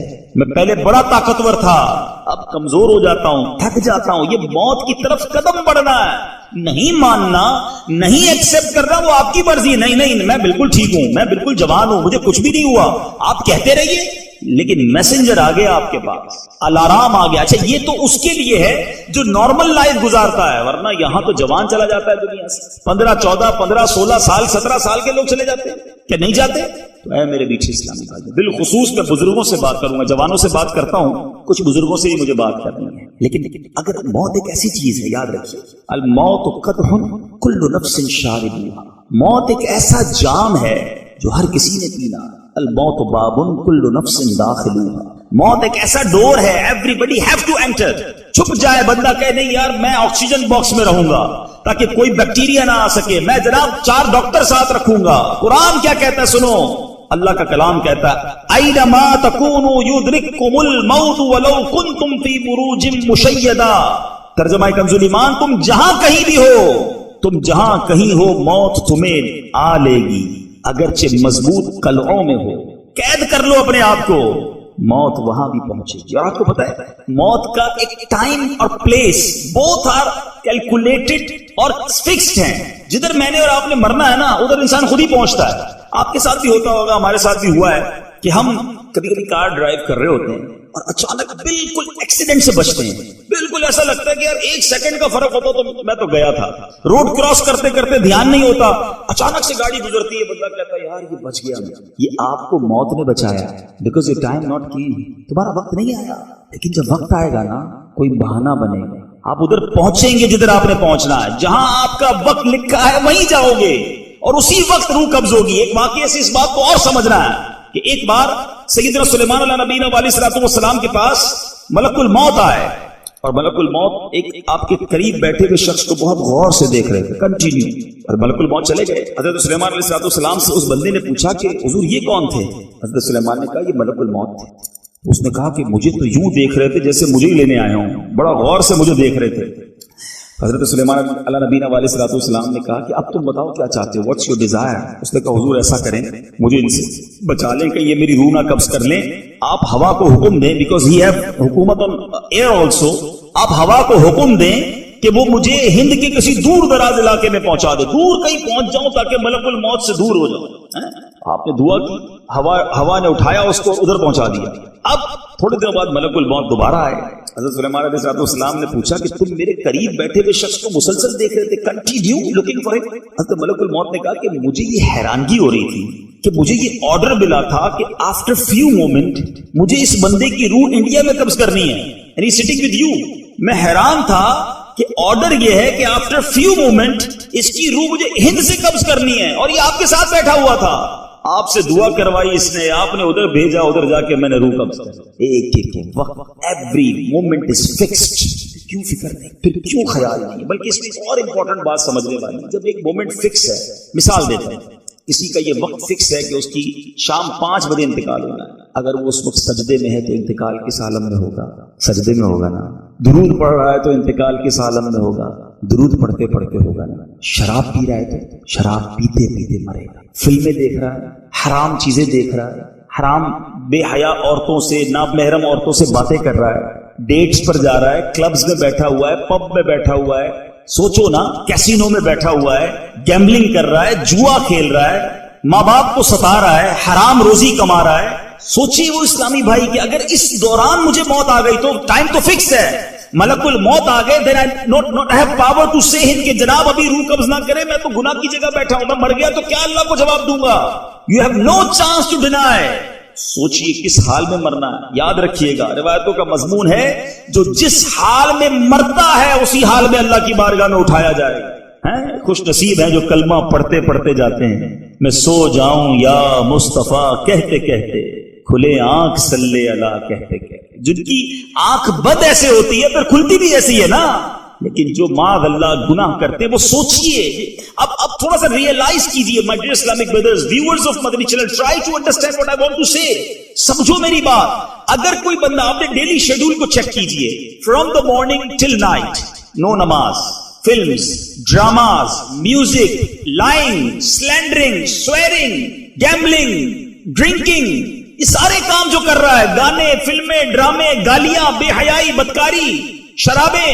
اب اس پورے شیڈیول میں اگر کہیں بھی موت آنی تو ہے تو کس کام میں آئی؟ غلط کام میں. اور ایک اللہ کا ایسا بندہ ہے جس کا شیڈیول یہ ہے کہ صبح اٹھتا ہے تو فجر پڑھتا ہے, اس کے بعد تلاوت کرتا ہے, تسبیح پڑھتا ہے, واک بھی کرتا ہے تو درود پڑھتا ہے, پھر ظہر پڑھتا ہے, پھر عصر پڑھتا ہے, پھر مغرب پڑھتا ہے, پھر عشاء پڑھتا ہے. کوئی بے حیائی کا منظر آتا ہے تو نگاہیں جھکا لیتا ہے, کاروبار پر جاتا ہے تو سچ بولتا ہے, حلال کماتا ہے, ماں باپ کو دیکھتا ہے تو ریسپیکٹ کے ساتھ کھڑا ہو جاتا ہے, ماں کا ہاتھ چومتا ہے, والد کا ہاتھ چومتا ہے, لبیک کہتا ہے, سارا دن نیکیاں کر رہا ہے, اور ماشاءاللہ دعوت اسلامی کا مبلغ بن گیا تو درس بھی دیتا ہے, مدنی قافلے میں بھی جاتا ہے, لوگوں کو نیکی کی دعوت بھی دیتا ہے. اب اس کی موت آئی. ٹرائی ٹو انڈرسٹینڈ, جس کا سارا دن اچھا گزر رہا ہے کبھی بھی موت آئی اچھے کام میں ہی آ جائے گی, نیکیاں کرتے کرتے ہی آئے گی نا. چانس زیادہ ہو گیا. جو بندہ 5 ٹائم مسجد میں آ رہا ہے اس کا بڑا گریٹ چانس ہے کہ اس کو مسجد میں موت آ جائے گی, اس کو سجدے میں موت آ جائے گی, اس کو درود پڑھتے پڑھتے موت آئے گی, بیکاز اس کی جو لائف ہے وہ اللہ کی فرما برداری میں گزر رہی ہے. We know the time is fix but it's up to us. یہ ہمارے اوپر ہے کہ ہم اس فکس ٹائم میں کر کیا رہے تھے. ہر گناہ کرتے وقت کاش یہ خیال آ جائے کہ اگر اس حال میں مر گیا تو اللہ کو منہ کیا دکھاؤں گا، بارگاہ الہی میں کیا میں لے کر جاؤں گا۔ اے میرے بیچ اسلامی بھائیوں، مدنی چینل کے ناظرین، اب جو میرے بزرگ ہیں ذرا غور سے، آج حال ایسا ہو گیا ہے، گناہوں کی لت ایسی پڑ گئی ہے، ہیبٹ ایسی ہو گئی ہے کہ عمر بڑی ہو گئی پھر بھی توبہ کی طرف نہیں آئی۔ رسول پاک صلی اللہ علیہ وسلم سچ، آدمی بوڑھا ہو جاتا مگر اس کی دو چیزیں جوان رہتی ہیں، حرص اور لمبی امید، گریڈ اور لانگ، کیا کہیں گے امید کو، ایکسپیکٹیشنز، لمبی امیدیں، ابھی اور جیوں گا، ابھی اور پیسے کماؤں گا، ابھی اور مزے کرنے، ابھی تو باقی ہے زندگی۔ اے میرے میٹھے اسلامی بھائی، آپ کو پتہ ہے اللہ تبارک و تعالیٰ جو اسلام میں بوڑھا ہو اس سے کتنا پیار کرتا ہے۔ ایک بار رسول اللہ صلی اللہ تعالی علیہ وسلم نے حضرت عمر فاروق کہتے ہیں میں پیارے آقا کی بارگاہ میں حاضر ہوا، پیارے آقا آنسو بہا رہے تھے، آقا کرائیں، یا رسول اللہ آپ کیوں رو رہے ہیں؟ پیارے آقا علیہ الصلوۃ والسلام نے فرمایا میرے پاس جبرائیل امین آئے اور مجھے کہا اللہ عز و جل کو حیا آتی ہے کہ وہ کسی ایسے شخص کو عذاب دے جو اسلام میں بوڑھا ہوا۔ اے وہ اسلامی بھائیوں جو مور دین 40 اور 50 ہو گئے، سنو اللہ کو حیا آتی ہے کہ وہ ایسے بندے کو عذاب دے جو اسلام میں بوڑھا ہو گیا ہو۔ اور آقا یہ کہتے ہوئے رو پڑے کہ پھر اس بوڑھے کو حیا کیوں نہیں آتی کہ جو اللہ کی نافرمانی کرتا ہے، بوڑھا ہو گیا پھر بھی اللہ کو ناراض کرتا، جوانی میں بھی نہیں کرنا مگر بڑھاپے کی نافرمانی تو زیادہ ناپسندیدہ ہے نا، کہ اب تو توبہ کے دن آ گئے، اب تو اللہ اللہ کرنے کے دن آ گئے مگر اب بھی گناہ ہے کیونکہ عادت پڑی ہوئی ہے نا۔ امیر اہل سنت بڑی کمال کی بات فرماتے بوڑھا ہو جاتا نا انسان، بزرگ میرے جتنے بیٹھے ہیں، میں بھی اب آپ کے کلب میں آ گیا ہوں، میں بھی بوڑھا ہوں، میں بڑھاپے کی دہلیز پر قدم رکھ لیا ہے، لیکن میں سمجھانا چاہ رہا ہوں کب قبر کی تیاری کریں گے۔ امیر اہل سنت فرماتے ہیں کہ بندہ جب بوڑھا ہو جاتا ہے نا اس کی زبان جوان رہتی ہے، ایسی فر چلتی ہے، اتنے لوگوں کا دل توڑتی ہے، ہر کسی کو ڈانٹ رہے ہوتے، ہر کسی کو جھاڑ رہے ہوتے، نہ کریں ایسا، ہے فلاح و کام رانی نرمی و آسانی میں، ہر بنا کام بگڑ جاتا ہے نادانی میں۔ بزرگ ہیں تو بزرگ بن کے رہیے نا، بچوں کو فیملی کو اتنا ڈانٹنا اتنا جھڑکنا، بعض اوقات آپ کو پتا نہیں ہوتا مگر آپ کے گھر میں آپ کی وجہ سے ٹینشن ہے، وہ آپ سے محبت نہیں کرتے، آپ سے ڈرتے ہیں، آپ کے بچے آپ کے سامنے کچھ کہہ نہیں پاتے لیکن دل میں وہ تکلیف میں ہیں کہ یار جب دیکھو ڈانٹتے، جب دیکھو گالیاں، جب دیکھو لڑائی، اب ابو ہیں کچھ کہہ نہیں سکتے، آپ بزرگ ہیں میرے، میں آپ کا بچہ ہوں، سنیے میری بات، اگر آپ دل سے محبت لینا چاہتے ہیں اپنے بچوں کی، آج امیر اہل سنت کو دیکھ لینا، نیئر اباؤٹ 70 ایئرز ایج ہے، دنیا کا کون سا نوجوان ہے جو ان سے محبت نہیں کرتا ہے؟ جو بیٹے اپنے باپ سے محبت نہیں کرتے وہ امیر اہل سنت سے محبت کرتے، کیوں؟ سب کو پیار، سب کو ریسپیکٹ، سب کی پیٹھ تھپکتے ہیں، سب سے مسکرا کر ملتے ہیں، یہ نوجوانوں کے لیے بھی مدنی پھول ہے۔ لیکن جو میرے بزرگ ہیں، دیکھیں ہمیں بہت ساری کمپلینز آتی ہیں، ہمارا تو کام ہی یہی ہے لوگوں سے ملنا، کہ بیٹا محبت نہیں کرتا، بیٹا ریسپیکٹ نہیں کرتا، بیٹا اوبیڈینسی نہیں کرتا۔ بالکل ہمارے کئی بیانات ماں باپ کی فرما برداری پر ہی ہوتے ہیں، لیکن میں یہاں کچھ والدین سے بھی بات کرنا چاہتا ہوں، تھوڑا آپ کو بھی سافٹ ہونا ہوگا، تھوڑا آپ کو بھی ریسپیکٹ دینی ہوگی۔ اب ہمیں ہوتا ہے تجربہ، ہم جب ملاقات کر رہے ہوتے ہیں نا، جوان بیٹا لے کر آتے، اتنی بڑی لائن لگی ہوئی ہے اور سب کے سامنے کہتے ہیں میرا بیٹا ہی شرارتی ہے، میرا بیٹا بہت شیطان ہے، میری بات نہیں سنتا ہے، بہت غصے والا ہے۔ کیا وہ بیٹا آپ سے خوش ہو رہا ہے؟ آپ نے پوری مسجد کے سامنے اس کو ذلیل کر دیا۔ آپ سوچئے نا، اتنا تو سینس ہونا چاہیے، آپ دعا کروانا چاہتے تو سب کے سامنے دعا کروائیں گے؟ اب یہ بہت اچھا طریقہ تھا، حضور میرے بیٹے کے لیے دعا کر دے، بیٹا میری آنکھوں کا نور بن جائے، یہ میرا دل کا ٹکڑا ہے، حضور دعا کر دے میرا بیٹا اور دین کا کام کرے، یہ بھی تو دعا ہو سکتی تھی، ذلیل کر کے ہی دعا کروانا ہے۔ آپ نے دور کر دیا اپنے بیٹے کو اپنے آپ سے، سب کے سامنے اس کی کمپلین۔ ایک بچہ شرارتی ہے، اس کو اتنا شرارتی کہا کہ وہ پکا ہی شرارتی ہو گیا، پکا ہی باغی ہو گیا والد کا۔ نہ کریں ایسا، نرمی، شفقت، پیار، تھوڑا سا ٹائم ہے لائف میں، مسکراہٹوں کے ساتھ گزاری۔ اور پھر وہ بزرگ جو گناہ کر، خدا را نوجوان ہو یا میرا بزرگ ہو، سب محبت سے۔ آپ کو یہ نہ سمجھے کہ جناب آج والدین کو سمجھا رہے ہیں، بچوں کو تو سمجھا نہیں رہے۔ آج کی رات تو اتنا بڑا درس ہے کہ رسول اللہ صلی اللہ تعالی علیہ وسلم نے فرمایا، شب براعت قبیلہ بنو کلب، the tribe of بنی کلب کی جو گوٹس تھی نا، the biggest tribe on that era، اس زمانے میں جو سب سے زیادہ بکریاں پالا کرتا تھا، اس قبیلے کی مثال دی نبی پاک کہ جتنی اس بکریوں کے ہیئر کی کاؤنٹنگ ہے، بالوں کی تعداد ہے، اللہ تعالیٰ اس کاؤنٹنگ کے برابر گناہگار جہنم سے آزاد فرماتا۔ آج کی رات ٹونائٹ، مگر ایکسپٹ 6 ٹائپ آف پیپل، کچھ حدیثوں میں الگ الگ نام ہیں مگر اس میں ماں باپ کا نافرمان ہے، ڈس اوبیڈینٹ آف پیرنٹس نہیں بخشا جائے۔ جو میرے بچے مجھے سن رہے ہیں، ینگسٹر سن رہے ہیں، چینل پر سن رہے ہیں، اگر ماں باپ ناراض ہیں، بھلے ماں باپ ڈانٹتے ہیں جھڑکتے ہیں، ہمیں اجازت نہیں ہے کہ ہم ان کی آگے بدتمیزی کریں، ان کی نافرمانی کریں، معافی مانگنا، درگزر سے کام لیں۔ عمر بڑی ہو جاتی ہے نا، انڈرسٹینڈنگ پرابلم ہو جاتی ہے، نہیں سمجھ آتی باتیں، ہمیں ان کی بات کو ایکسپٹ کرنا ہوگا۔ جب ہم چھوٹے تھے تو ہم بھی ایک بات کو کئی بار ریپیٹ کرتے تھے، ہم بھی بات نہیں سمجھتے تھے مگر ماں باپ ناراض نہیں ہوتے تھے۔ اب اگر وہ بوڑھے ہو کر ہماری بات نہیں سمجھتے تو آپ بھی ناراض نہ ہونا، آپ بھی پیار اور شفقت والا معاملہ رکھیں تو انشاءاللہ آپ کی بھی دنیا اور آخرت بہتر ہو جائے گی۔ اب میں بیان کے اخیر میں، اینڈ آف مائی بیان، کچھ قبر کی بات ہوئی ہے، انشاءاللہ میں چند اعمال بتانا چاہتا ہوں کہ جن سے میں اور آپ اپنی قبر کو روشن کر سکتے ہیں۔ قبر میں تو جانا ہے، اس سے میں اور آپ بچ ہی نہیں سکتے، مرنا تو ہے۔ اب جب مرنا ہے تو what is the way to prepare for hereafter? احادیث کے ذریعے چند وہ اعمال بتاتا ہوں۔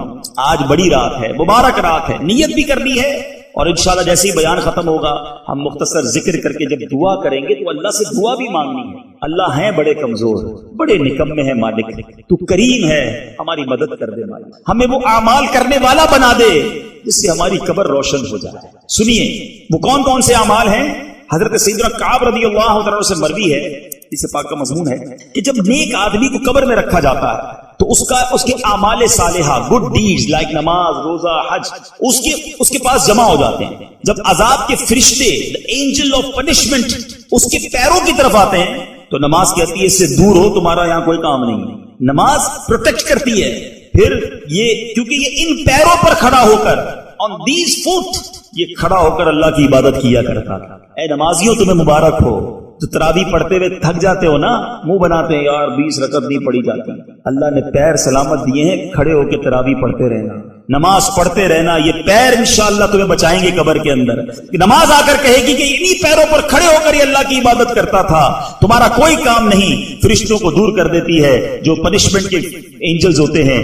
اب فرشتے سر کی طرف آتے ہیں، ہیڈ کی طرف، تو اب وہاں پر روزہ آ جاتا ہے۔ اے روزہ داروں مبارک ہو، یہ قبر میں عذاب سے بچانے والے کام ہیں۔ روزہ آ کر کہتا ہے تمہاری اس طرف کوئی راہ نہیں، کیونکہ اس نے اللہ کی خوشنودی کے لیے روزے رکھے، طویل بھوک اور پیاس اس نے برداشت کی۔ یوکے کے روزے بڑے ہیں نا، ضرور رکھنے ہیں انشاءاللہ۔ نیت کریں کل 15 شعبان کا روزہ بھی رکھیں گے اور رمضان کے پورے روزے بھی رکھیں گے انشاءاللہ۔ ہاں، یہ قبر میں عذاب سے بچانا ہے انشاءاللہ اس نے۔ اچھا، پھر دوسرے حصوں کی طرف آتے ادر باڈی پارٹس، تو اب حج آ جاتا ہے آگے، کہتا ہے ہٹ جاؤ، اس نے اللہ کی خاطر، اللہ کی رضا کی خاطر اپنے جسم کو تکلیف میں ڈالا، اس نے حج کیا، راہ خدا میں کوششیں کی، اب وہ فرشتے اس کو بھی دور کر دیتے۔ یہ وہ کام ہیں، کچھ کام ڈیفیکلٹ ہوتے ہیں، مشکل لگتے ہیں۔ اب جیسے فجر کے لیے آج کل ٹھنڈ ہے، آپ کے یہاں تو خیر سمر میں بھی ٹھنڈی ہوتی ہے، لیکن بہرحال ٹھنڈے پانی سے غسل کرنا، وضو کرنا یا بستر سے نکلنا ڈیفیکلٹ ہوتا ہے، لیکن یہ ڈیفیکلٹ کام کر لو انشاءاللہ، یہ جو تکلیف ہے نا اللہ نے چاہا قبر میں راحت پہنچائے گی۔ فرشتے کہیں گے کہ اس نے تکلیف اٹھا کر عبادت کی، اس نے اپنی باڈی کو ڈیفیکلٹی میں ڈالا تھا، کیوں؟ عبادت کے لیے، تو انشاءاللہ عذاب کے فرشتے دور ہو جائیں گے۔ مگر ایسا ذہن بننا چاہیے۔ ایک اور خوبصورت حدیث پاک، اللہ تبارک و تعالی said to حضرت موسیٰ کلیم اللہ نبی علیہ السلام that O Musa, I gave امت محمدیہ صلی اللہ علیہ وسلم 2 type of نور، میں نے 2 قسم کے نور عطا کیے سرکار علیہ السلام کی امت کو، تاکہ وہ 2 اندھیروں، 2 ڈارکنس سے بچ جائیں۔ اب وہ نور کیا ہے اور وہ ڈارکنس کیا ہے؟ حضرت موسیٰ نے کہا یا اللہ وہ 2 نور کون سے ہیں؟ اللہ نے فرمایا نور رمضان اور نور قرآن۔ رمضان آنے والا ہے اور رمضان ہی میں قرآن نازل ہوا ہے۔ اور 2 اندھیرے کون سے ہیں؟ عرض کی 2 ڈارکنس، فرمایا ایک قبر کا، دوسرا قیامت۔ If you want to save yourself from the darkness of grave and darkness of day of judgment، تو رمضان اور قرآن اس کو تھام۔ رمضان روزہ رکھ کر، عبادت کر کے، قرآن تلاوت کر کے۔ مگر آج حال یہ ہے، بدقسمتی یہ ہے، ہم سے سوشل میڈیا کے جتنے سافٹ ویئر پوچھ لیجیے جناب، اس کا فنکشن کیا ہے، اس کا طریقہ کیا ہے، یہ اپلیکیشن کیسے چلے گی، سب پتا ہے۔ قرآن کیسے پڑھنا یہ نہیں پتا، پروننسیشن آف قرآن نہیں معلوم، پڑھنے کا ٹائم یہ بھی نہیں، اللہ کا کلام پڑھنے کا ٹائم نہیں جس نے قبر میں کام آنا ہے، قبر کے اندھیرے کو دور کرنا ہے۔ قرآن اور روزہ یہ بندے کی شفاعت کرے گا قبر میں، لیکن دوستی تو کرے نا۔ اے میرے بیچ اسلامی بھائیوں، آج میں نے آپ کو پہلے کچھ قبر کے بارے میں، اس کی پنشمنٹس کے بارے میں، موت کے بارے میں بتایا ہے، اور اب میں آپ کو سولوشن بتا رہا ہوں کہ اگر مرنا سے تو انکار نہیں ہے، مرنا تو ہے تو اب تیاری کر لو نا۔ اور میں وہ طریقے نہیں بتا رہا کہ بزنس چھوڑ دو، نوکری چھوڑ دو، فیملی چھوڑ دو، ذرا آپ کونے میں بیٹھ جاؤ مسجد کے. نہیں، very easy way to make your life better and also the grave better. Life بھی برائٹ ہو جائے گی، گریو بھی برائٹ ہو جائے گی، لیکن اگر ان طریقوں پر عمل کرتے جائیں.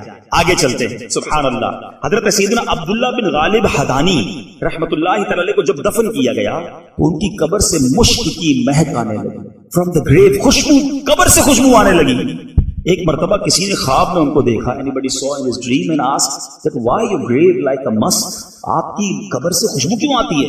اللہ اللہ. وہ فرماتے ہیں تلک رائحۃ التلاوۃ والضماء، کہتے ہیں یہ تلاوت اور روزے کی برکت ہے. آئے اللہ مجھے اور آپ کو قرآن سے محبت ہے، مزہ آئے جب ہم تلاوت کریں نا تو لطف اٹھائیں.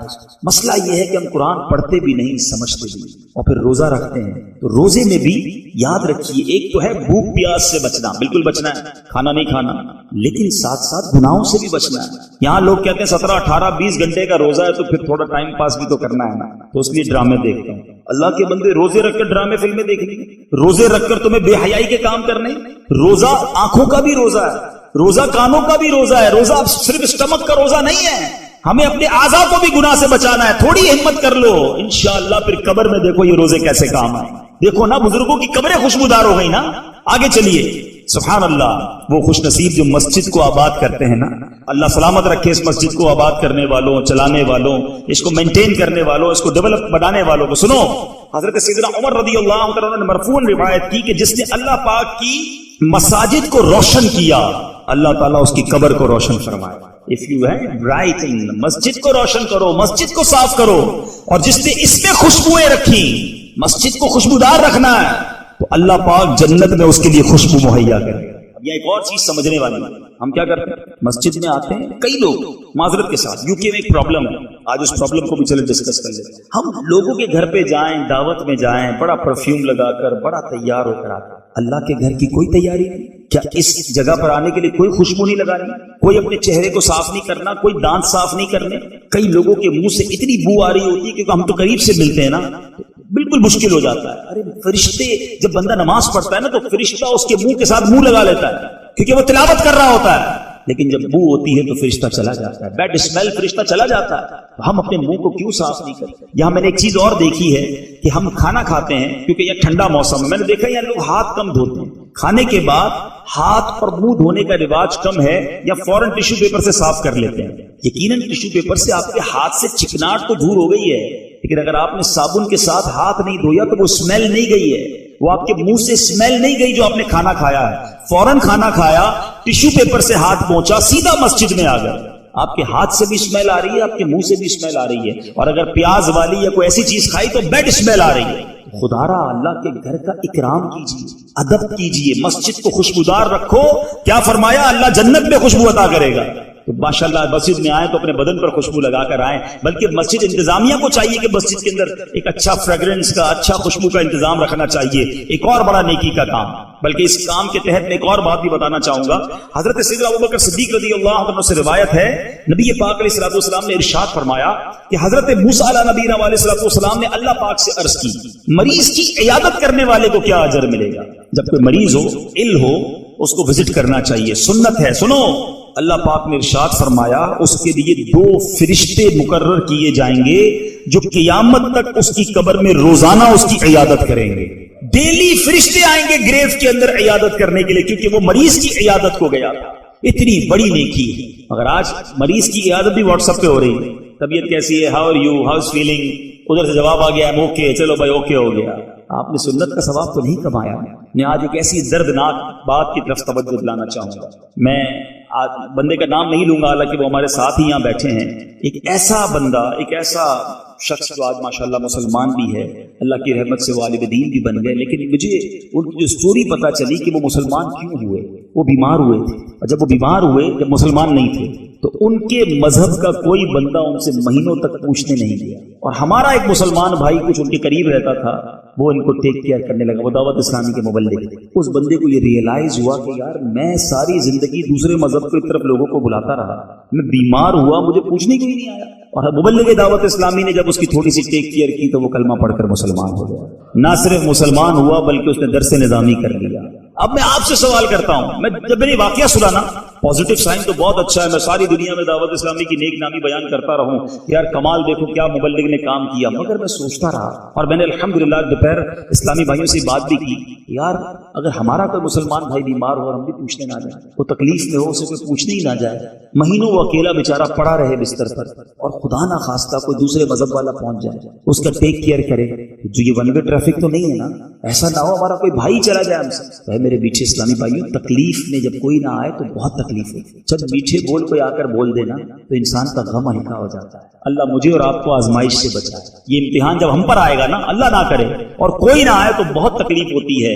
تو مریض کی عیادت بڑی نیکی ہے، اس کو کرتے رہنا چاہیے. اسی طرح سبحان اللہ، اب قرآن کی بات بھی کر لو. رسول ثقلین سلطان کونین صلی اللہ تعالی علیہ وسلم نے فرمایا، جو شخص قرآن پڑھنا شروع کرے اور اسے یاد کرنے سے پہلے ہی مر جائے تو اس کی قبر میں ایک فرشتہ اسے قرآن سکھاتا ہے. اس حال میں وہ اللہ سے ملاقات کرے گا کہ قیامت کے دن کہ اسے پورا قرآن حفظ ہو چکا ہوگا. تو قرآن کے طالب علم بن جاؤ، کمپلیٹ ہونے سے پہلے چلے گئے تو فرشتہ سکھائے گا قبر میں آ کے. پھر کیوں نہ میں ایسے کام کروں جو میری قبر کو روشن کر دیں، میری قبر کو پیارا کر دیں، میری قبر کو آسان کر دیں. باتیں بہت ساری ہیں، آخری بات میں کر دیتا ہوں سبحان اللہ، اور وہ کیا ہے کہ سیدنا عقبہ رضی اللہ عنہ سے روایت ہے کہ سید المبلغین رحمت للعالمین صلی اللہ تعالی علیہ وسلم نے فرمایا، بے شک کسی کا صدقہ اس کی قبر سے گرمی کو دور کر دیتا ہے، اور قیامت کے دن مومن اپنے صدقے کے سائے میں ہوگا. the shadow of صدقہ، اس کے اوپر اپنے صدقے کا جو ہے نا شیڈو ہوگا. اب قبر کی گرمی دور کرنی ہے تو صدقہ. سبحان اللہ، مبارک مہینہ ہے. اے میرے میٹھے اسلامی بھائی، خوب صدقہ کی، اللہ کی راہ میں خوب خرچ کیجیے. اور پیارے آقا علیہ الصلوۃ والسلام کا بھی ایٹیٹیوڈ رہا کہ نبی پاک علیہ الصلوۃ والسلام جب رمضان قریب آتا، رمضان کی آمد کے بعد اتنی سخاوت فرماتے، صحابہ کہتے جیسے تیزی سے ونڈ چلتی ہے نا، تیز آندھی جیسے چلتی ہے، آقا کا دریا سخاوت اس سے